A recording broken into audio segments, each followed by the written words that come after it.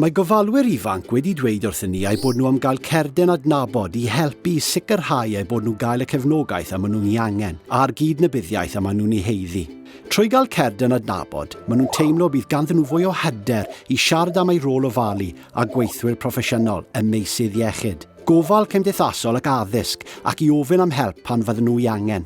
Mae Lywodraeth Cymru, Ymddiriedolaeth Gofalwyr Cymru ac awdurdodau lleol ledled Cymru wedi bod yn cydweithio fel bod pob gofalwr 18 oed ac iau yn gallu cael Cerdyn Adnabod erbyn 2022.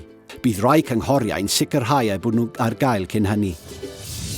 Bydd fferyllwyr yn gwybod bod person ifanc yn chwarae rôl bwysig yn gofalu am rywun os ydyn nhw'n cario Cerdyn Adnabod gofalwr ifanc.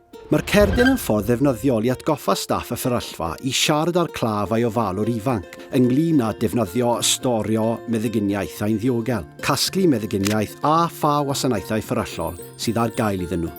Dydw i ddim yn poeni am cael fy gwrddod mynediad i'w llywethfa ddim mwy, aws i mi ddangos fy ngherdyn adnabod bu nhw siarad ar fy mam a nawr maen nhw'n gwybod taw fi'r person sy'n casglu meddyginiaethau hi.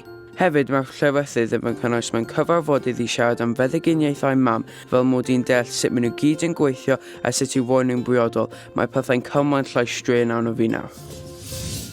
Mae bob teulu wahanol.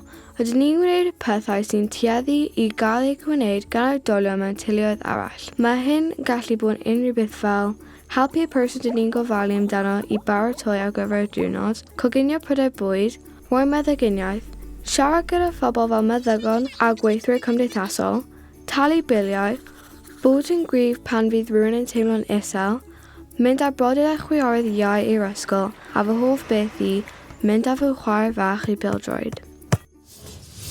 Mae'r Cerdyn Adnabod newydd gofalwyr ifanc yn helpu ni mewn cymaint o ffyrdd, ond dim ond os bydd pawb yn cyd-dynnu ac yn gwneud y gorau ohono fe bydd y cerdyn yn gweithio.